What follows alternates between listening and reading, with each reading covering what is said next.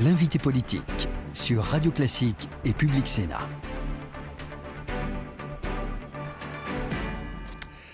Avec Gilles Chantal-Joanneau, nous sommes ravis de vous recevoir. Enchaînons derrière Bruno Dive sur Radio Classique. Est-ce que vous considérez qu'il y a une main politique dans les perquisitions chez Claude Guéant ? On peut avoir des suspicions, enfin toujours est-il que c'est une affaire en cours, donc un politique n'a pas trop à s'exprimer dessus, surtout quand on n'a pas effectivement les éléments. Maintenant voilà, c'est une procédure qui traîne, qui revient, qui ne cesse de revenir à plusieurs Mais est-ce que vous la occasions. qualifieriez de bizarre et d'empêchement, ou en tout cas que derrière les intentions affichées, il y aurait peut-être un empêchement adressé à Nicolas Sarkozy Parce qu'on est obligé de se poser des questions. Moi, Gilles... On est obligé de se poser des questions, mais on n'a aucun moyen d'y répondre. Voilà, donc on peut toujours se poser la question. Très honnêtement, j'ai aucun moyen d'y répondre. Mais connaissant Nicolas Sarkozy, qui est un homme prudent, qui est un avocat, connaissant Christine Lagarde aussi, j'ai quelques doutes sur le fond de l'affaire, mais je ne peux pas en dire plus, parce que je n'ai pas les éléments. En tout cas, les perquisitions ont eu lieu hier. Deuxième type d'interrogation qui est importante ce matin. Est-ce que vous avez le sentiment, soyons sincères tous les trois, que François Fillon a clarifié les choses ? Évidemment, sur les intentions, il les a clarifiées, mais est-ce que vous avez le sentiment qu'il a soulevé dans l'opinion une sorte de mouvement qui, au fond, normalement, doit accompagner toute volonté d'aller à la présidentielle ? J'apprécie François Fillon, donc je ne vais pas en plus être critique à l'égard de quelqu'un avec qui j'ai travaillé. Ceci dit, quand on dit très clairement qu'on est à disposition de la France, les intentions sont claires, mais il n'y a pas de scoop. C'était déjà connu bien avant. Donc aujourd'hui, c'est bientôt. Ceci dit, il y a un énorme travail de fond à faire. Il faut renouveler la pensée. Quand on a été Premier ministre, le droit d'inventaire n'existe pas, puisque de toute façon, sauf pour soi, puisqu'on est comptable de ce qui a été fait. Mais l'enthousiasme aujourd'hui serait plutôt dans la réponse à la crise actuelle. Gilles Leclerc, justement. On voulait signifier au fond que François Fillon, finalement, par ses propos, par ses déclarations, s'est remis dans la course, mais en déclarant qu'au fond, il n'y a pas de sauveur suprême, et que sur les plots de départ, au fond, il a autant de chances qu'un ancien président de la République, par exemple. Absolument.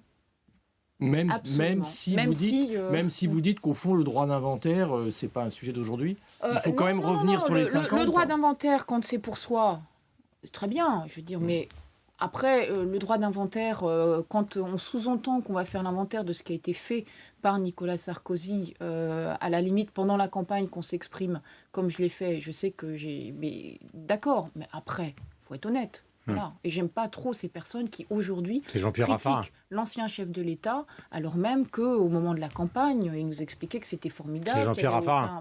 Qu'il n'y avait aucun droit d'exprimer. Je dis ça parce qu'il était là hier, alors. Oui, mais il n'y avait aucun droit de s'exprimer à l'époque pour dire qu'on n'appréciait pas la dérive de l'UMP de l'époque.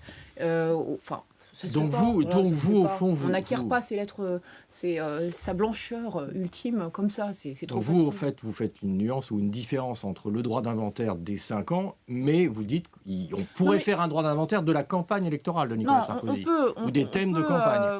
Aujourd'hui, on voit très clairement que ce qui est dramatique, c'est que tout ce qu'on a dit sur le domaine économique se passe. Et que dans le domaine économique, on était incontestable. Et c'est ça le premier drame de la France aujourd'hui, c'est le chômage, l'explosion du chômage de longue durée, parce qu'on parle des chiffres du chômage, mais le vrai problème, c'est quand même le chômage de longue durée.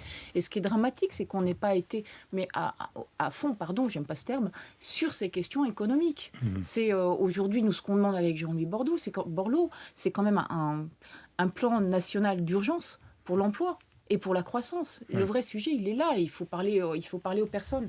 Mais le plan, justement, souligné et voulu par Jean-Louis Borloo est un plan assez offensif contre François Hollande. Et il y a plein de gens qui écrivent que finalement, si Hollande, à un moment, au milieu de son mandat, a des problèmes avec la gauche de la gauche, c'est peut-être vers vous qu'il va se retourner, c'est-à-dire vous, Chantal-Joanneau et Jean-Louis Borloo, ainsi que tous ceux qui l'accompagnent dans l'idée-là. Est-ce que ça paraît déjà ce scénario probable, possible, inenvisageable, dingue, fou, suicidaire ? Vous vous rendez compte de ce qu'on est en train de dire ? On est en train de dire que Hollande est un très fin tacticien, ça c'est sûr.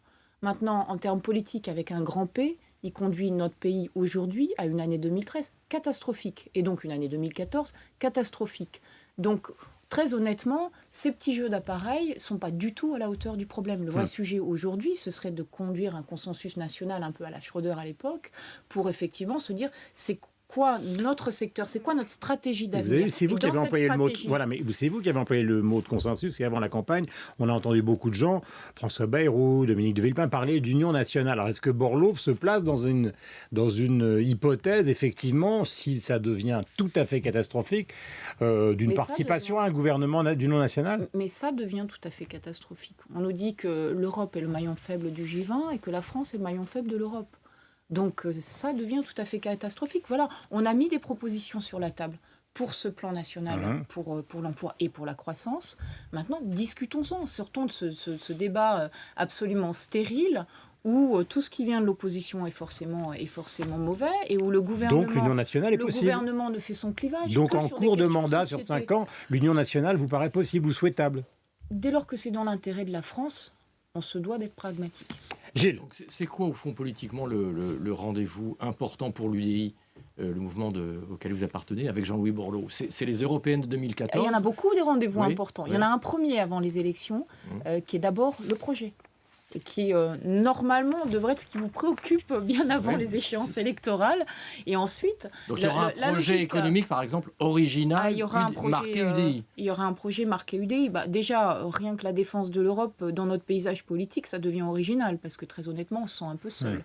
Et c'est dommage, parce qu'on sait très bien qu'à l'échelle du monde, la France toute seule, c'est important, mais c'est pas suffisant. On voit en même temps qu'il y a une défiance terrible à l'égard de l'Europe quand on voit ce qui s'est passé en Italie, par exemple. L'Europe aujourd'hui se constitue pas en entité politique avec une voix forte.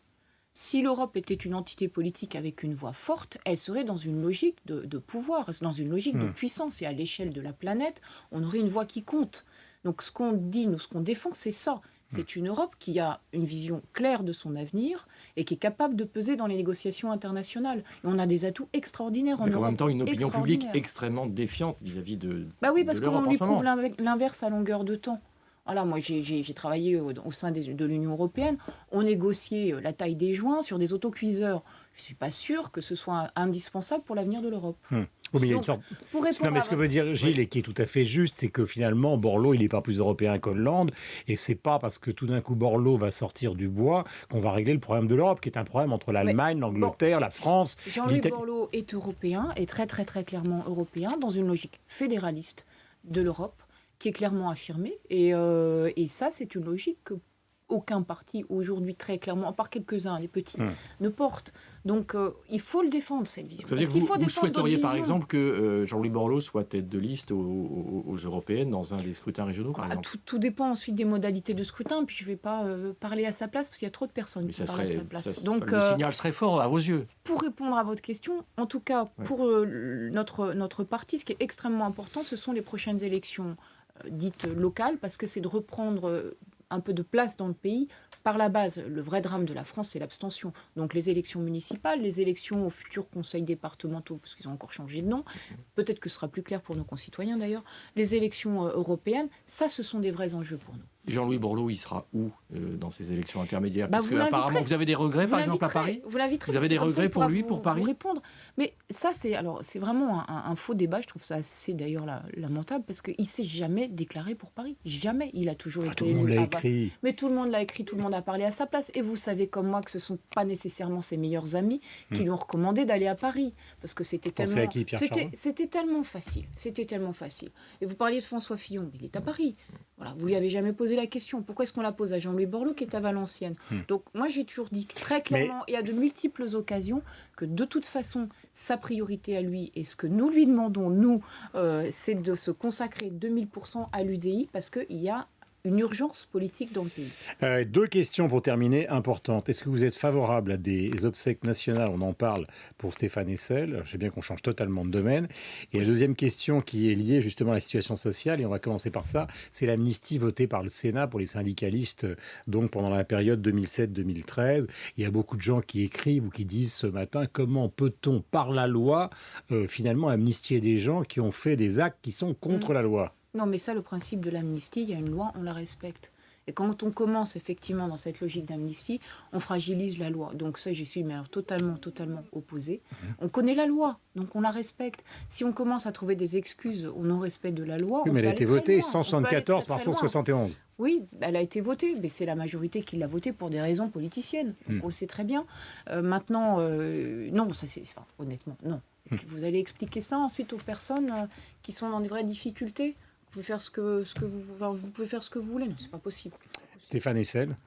Stéphane Hessel, je sais qu'on n'a pas le droit de toucher aux grandes figures de la République quand elles ont été résistantes, mais le principe d'indignez-vous et donc les élites sont corrompues, le peuple est oublié, n'est pas un principe que je partage totalement. Je trouve que la logique de indignez-vous est une logique un peu facile. Et donc, c'est Gilles qui aura le dernier mot sur les obsèques. Oui, donc vous êtes pour ou contre des obsèques nationales ou qu'il y ait une manifestation importante ? On va dire pas spécialement. Je suis prudente. Voilà. Et je vous rappelle qu'aujourd'hui, j'ai sorti une proposition de loi de lutte contre l'hypersexualisation. Oui, c'est sur le concours de minimis, c'est ça ? Voilà, pour interdire les concours de minimis. Ouais. Voilà. Qui se multiplient d'ailleurs, bizarrement. Qui se multiplient à l'image dans notre société d'une forme de dérive sur la banalisation des codes de la pornographie. Proposition de loi au Sénat. Absolument. Merci Chantal Joanneau d'être venue parler avec nous de politique ce matin avec Gilles. On se retrouve évidemment dans un instant. Gilles, demain, vous, bonne journée Chantal Joanneau. Et on se retrouve dans un instant avec le rappel des titres, la revue de presse et évidemment le club de la presse, accords et désaccords.